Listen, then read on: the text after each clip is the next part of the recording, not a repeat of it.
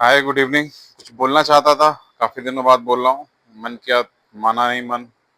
मोदी जी के ऊपर अभी G7 की समिट को लेकर के मैंने कुछ चैनलों पे न्यूज देखी। लोग अलग अलग तरीके से अपना अपना आकलन कर रहे थे मोदी जी के हाव भाव और उनकी बॉडी लैंग्वेज का, ट्रम्प की बॉडी लैंग्वेज का, सबका अपना विश्लेषण चल रहा था। तो मुझे लगता है कि उनको ये भी देखना चाहिए कि पूरी स्टेज पे ट्रम्प अलग थलग पड़े हुए थे।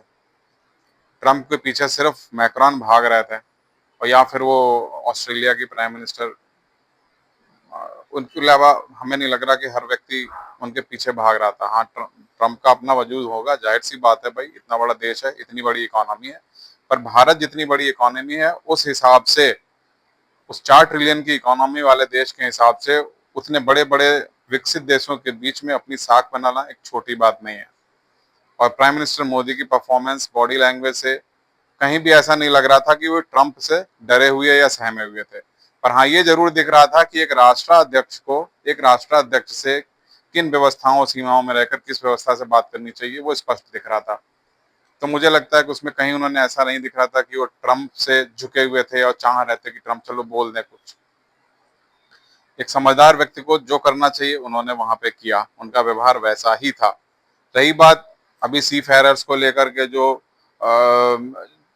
जो आक्रमण उन्होंने कर दिया हॉर्मुज स्ट्रेट में अमेरिका के गार्ड्स ने, उन्होंने, तो मुझे लगता है 3 जवान हमारे जो मरे वो दुखद घटना थी।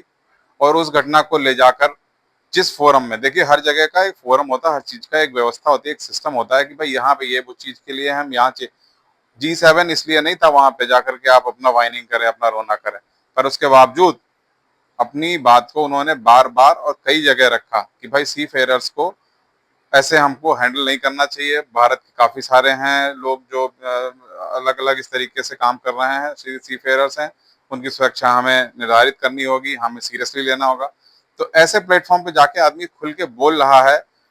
फिर उसके बाद प्रेस मीट हुई, उसमें भी उन्होंने खुल के बोला। तो मुझे लगता है उन्होंने एम्पल टाइम अपनी बात को रिपीट करा, और रिपीट करने से एक समझदार आदमी समझ जाएगा कि इन्होंने इस बात को कितना वजन दिया है।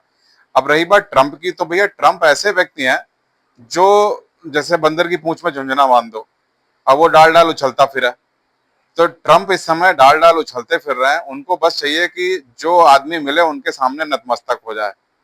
ठीक है, मोदी नतमस्तक होने का प्रयास पूरा करते हैं कि भाई कर लें कुछ कर लें, सही हो जाए।